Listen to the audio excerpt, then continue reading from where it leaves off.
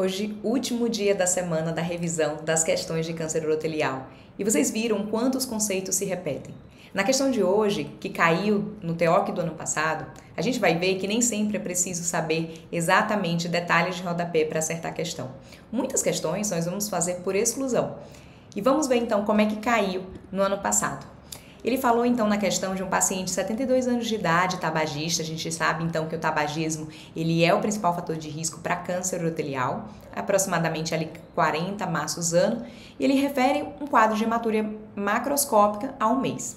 A ultrassonografia de rins e vias urinárias evidenciou uma massa medindo 4 por 3 centímetros na parede lateral esquerda da bexiga, com leve ureterohidronefrose no sistema coletor à esquerda.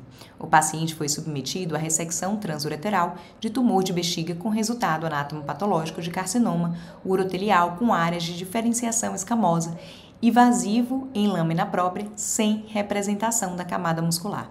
E aqui a gente tem que lembrar aquele primeiro conceito. Toda vez que pega um AP de um carcinoma urotelial, deve ter a camada muscular bem representada. Se não estiver bem representada, eu preciso repetir a RTU. Por quê? Porque senão esse paciente ele não está bem estadiado. E ele me fala ali na questão, aproximadamente um mês após, o paciente foi submetido a uma nova ressecção transureteral, a qual identificou o comprometimento da camada muscular. A imunistoquímica para PDL1 foi negativa. A tomografia do tórax, abdômen e da pelve não identificou doença à distância. O clearance de creatinina foi estimado em 90 ml por minuto, pela fórmula de Cockcroft-Gault. O paciente recebeu 4 ciclos de cisplatina mais gencitabina, seguido de citoprostectomia radical com resultado anatomopatológico, evidenciando resposta patológica completa.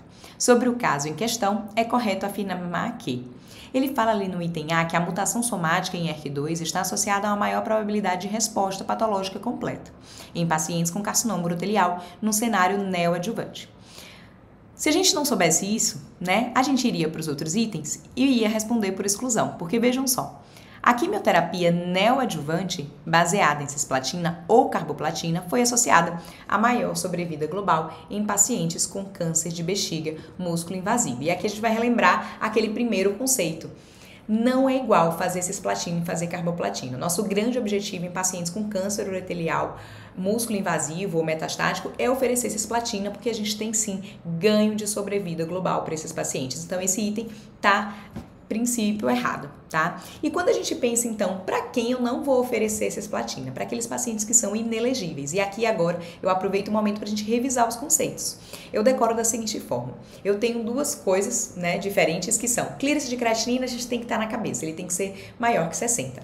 E o NIRA, insuficiência cardíaca acima de 3, aí esse paciente, ele é contraindicado a cisplatina. Daí eu venho com 3 conceitos, que é ECOG, perda auditiva e neuropatia periférica. Todos eles, a partir de 2, eu tenho contraindicação à cisplatina, tá? Então, vamos para o próximo item. O outro item, ele falava da seguinte forma. Caso a pesquisa para PDL1 demonstrasse alta expressão do marcador, o padrão de tratamento seria imunoterapia com pembrolizumab ou atezolizumab neoadjuvante, seguida de cistectomia radical. Esse conceito ele está errado. A gente sabe que não há hoje uma recomendação de solicitação de PDL1 para decisão de neoadjuvância com imunoterapia. A imunoterapia está super bem empregada em outros cenários para o câncer urotelial, mas não na neoadjuvância. Tá? O D falava o seguinte: esse paciente deveria ser submetido à colocação de duplo J ou nefrostomia antes do início do tratamento sistêmico, tendo em vista a presença de ureterohidronefrose, pode superestimar a função renal pela fórmula de Cockcroft-Gault e prejudicar a escolha do tratamento adequado.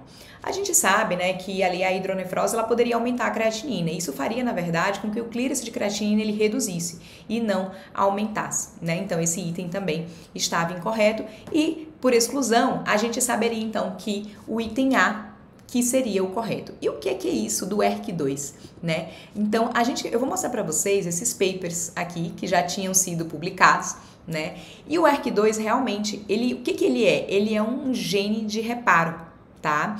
Ele é um gene de reparo em que um estudo, que selecionou pacientes que eram submetidos a uma neoadjuvância, pacientes com carcinoma urotelial, foi avaliado então o exoma daqueles pacientes que tinham resposta patológica completa. E observou-se que a mutação do ERK somática, ela estava presente, né, nesses pacientes, de forma repetitiva. Um outro paper até associa nessa mutação a estar mais presente em pacientes tabagistas. E baseado nisso, né, a gente então hoje conhece que a mutação do ERK, ele é sim uma mutação que, de sensibilidade à cisplatina. Tá? Então, esse era o item correto, que afirmava que a mutação somática em ERK2 está associada a maior probabilidade de resposta patológica completa no cenário neoadjuvante. Tá? Então, essa era a mensagem que a gente tinha para hoje. Eu espero vocês na próxima semana. Tchau, tchau, gente!